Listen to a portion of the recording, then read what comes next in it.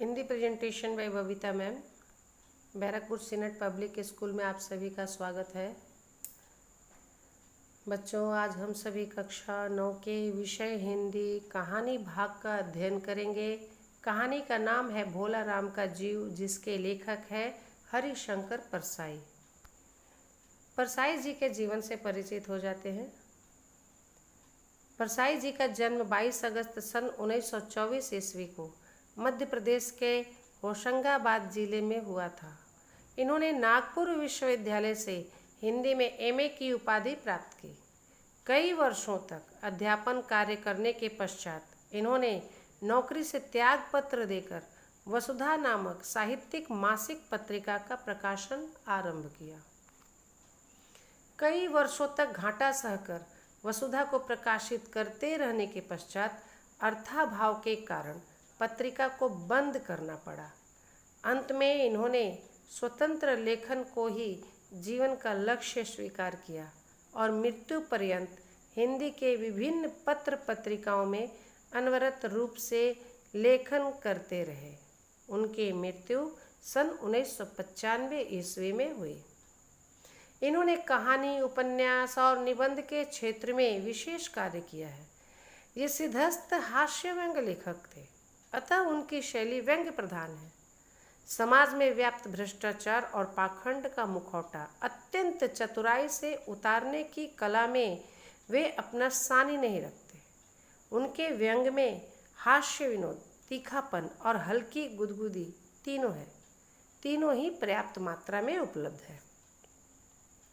पाठ का सारांश है। भोला राम का जीव कहानी में पौराणिक पात्रों को आधार बनाकर कथानक को बुना गया है।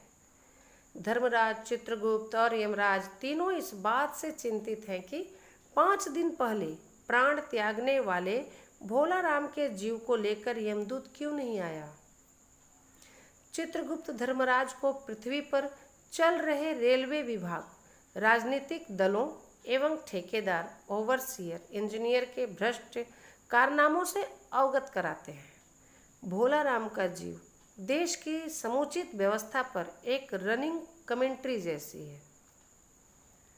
भोला राम एक ऐसे देश का वासी है जहां दोस्तों को भेजी गई चीज़ें रेलवे वाले उड़ा लेते हैं और होजरी के पार्सलों के मोजे रेलवे के अफसर पहनते हैं।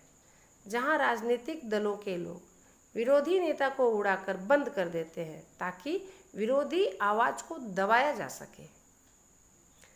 अपनी विशेष योग्यता और कार्य क्षमता के लिए जो लोग नरक में सहायता और नवनिर्माण के लिए भेजे जाते हैं, वे अधिकांश इमारतों के ठेकेदार हैं जो पूरे पैसे खाते हैं, या फिर ओवरसियर हैं जो उन मजदूरों की मजदूरी हड़पते हैं जो कभी काम पर आते ही नहीं।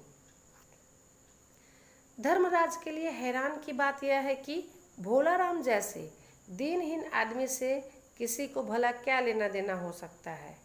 उन्हें चिंतित देखकर वहां पहुंचे नारद उनकी समस्या के लिए पृथ्वी पर जाने की योजना बनाते हैं। नारद पृथ्वी पर पहुंचते हैं। भोला राम की पत्नी से नारद को ज्ञात होता है कि भोला राम सेवानिवृत्ति के बाद 5 वर्षों तक पेंशन के लिए कोशिश करते रहे, लेकिन उन्हें एक कौड़ी नहीं मिली। भोला राम के जीव की तलाश में अनेक स्थानों पर भटकने के उपरांत नारद एक दफ्तर में पहुंचते हैं। वहां के कर्मचारियों की रिश्वत लेकर ही काम करने की पद्धति को देखकर वह हैरान ही नहीं, परेशान हो जाते हैं। उन्हें ज्ञात होता है कि अपनी पेंशन पाने के लिए भोला राम ने रिश्वत नहीं दी थी और दफ्तर का दस्तूर है कि जब तक दरखास्तों पर वजन नहीं रखा जाता है वहाँ कोई काम नहीं होता है। वहाँ रिश्वत के रूप में नारद को अपनी वीणा देनी पड़ती है। रिश्वत पाने के उपरांत भोला राम के पेंशन की फाइल खुलती है।